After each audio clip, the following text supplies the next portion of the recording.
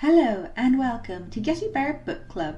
Today we are talking about the second part of Shattered Dreams, My Life as a Polygamist Wife by Irene Spencer. In the first part of this review, we talked about Irene's childhood and the early years of her marriage, the traumatic loss of her first baby, and her affair.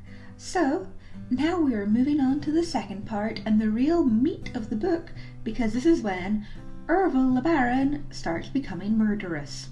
Just as Irene has fully settled in the mountains, Verlin decides to move his entire family to Los Molinos and refuses to let them take any of their furniture with them, so all his wives are back to square one. Irene is living with her 9 children in a small trailer and is so deeply upset and sad she considers divorcing Verlin, but he talks her out of it, and before you know it, she is pregnant again. Pregnant and more desperate than ever, Irene witnesses her close friend die on the operating table and actually envies the woman her peace that she finds in death. That seems to tell you everything you need to know about polygamy. Verlin soon grows bored with Los Molinos and moves his first 3 wives into a big house in Ensenada, and it is complete and has electric, but unfortunately they are so poor that all the wives have to get jobs, apart from Irene, who is left home to look after the 20+ children, and she is run ragged and continually tired.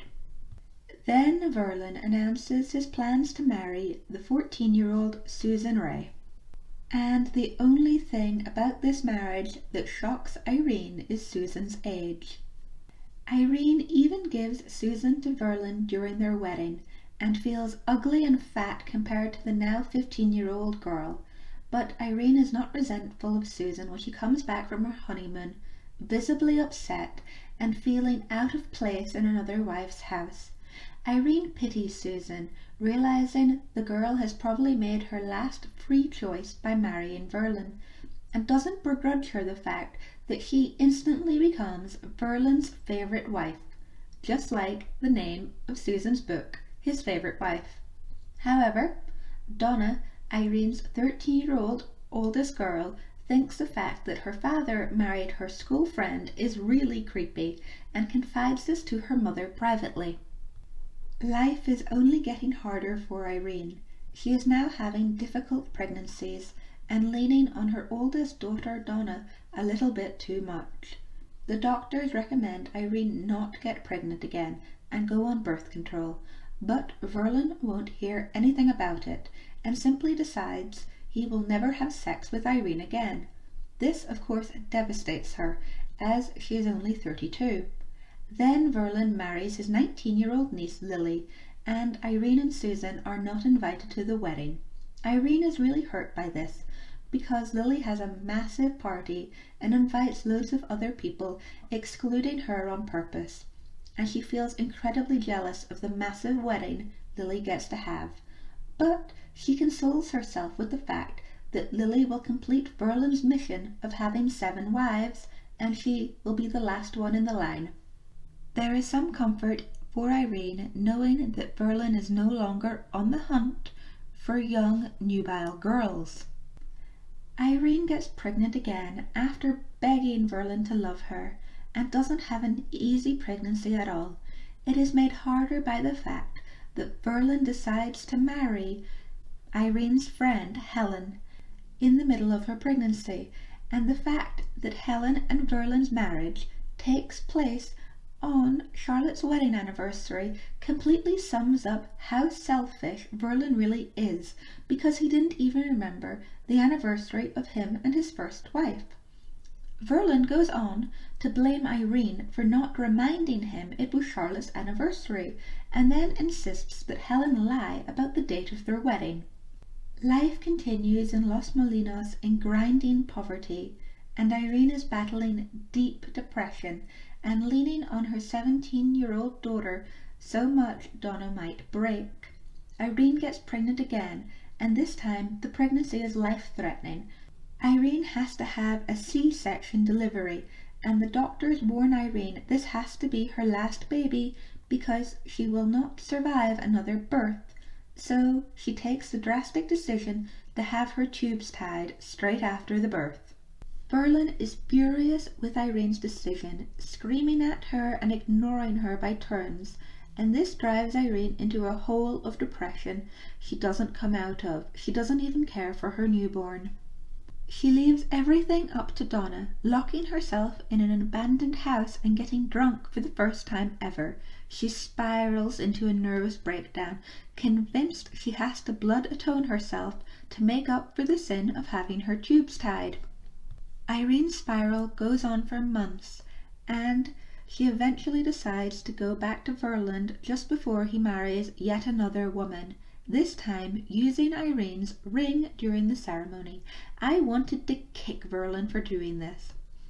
Verlin then moves Irene and her 13 children to the jungle of Guatemala so that they can evade the evils of Verlin LeBaron. They live in dirt floor poverty, fighting off malaria and intestinal worms for just over 2 years. In a weird way, I think Guatemala restored Irene to herself. She was back to surviving with Charlotte and Lucy living nearby, and it was very much like her life in her early 20s. The farming in Guatemala, though, doesn't go well, and then a war breaks out, so everyone has to move back to the States. It is at this point that Irene gives us more clarification on Susan's decision to leave, claiming it was down to Susan, Lily, and Irene being self-sufficient in Texas for 2 months. Irene moves back to colonial LeBaron and lives a Groundhog Day tomato farming and feeding her kids, never getting to see Verlin for very long. She goes completely crazy when she discovers Verlin has lied to her about courting his brother's widow Priscilla, running them both off the road in her car, and why the hell wouldn't you? So, starved for attention, Irene decides to leave Verlin and move to Las Vegas to live with her monogamous sister Becky, taking her children with her. Irene is in a much better situation, living on food stamps with her sister, and this seems to really anger Verlin, so he writes to the food stamp board telling them to cut her off because she is married. Irene has to debase herself by going down to the food stamp board and explaining that she is a polygamist, and she finds the whole situation unbearably embarrassing. These actions were very vindictive of Verlin, not just towards Irene but also towards her children, and I think it really sums up the mindset of a lot of polygamist men. Irene is very lonely in the Gentile world and finds America very strange after nearly 30 years living in Mexico. So, after talking to a psychic and taking a lot of time to think, she decides to go back to Verlin for 1 year and give him a chance to make her happy. Life returns to Groundhog Day farming tomatoes, and Irene feels like nothing has changed. As her year is nearly up, she prepares to head back to America, leaving Verlin for the final time. Irene's last night with Verlin, he seems melancholy, talking about whether or not the church he and his brothers founded is real, and for the first time in this book he seems a little self-aware.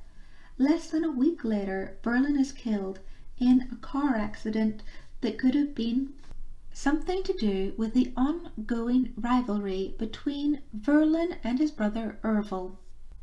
Verlin's death seems to be what finally broke polygamy's grip on Irene. I really enjoyed this book. I would actually go so far as to say I enjoyed it more than his favourite wife.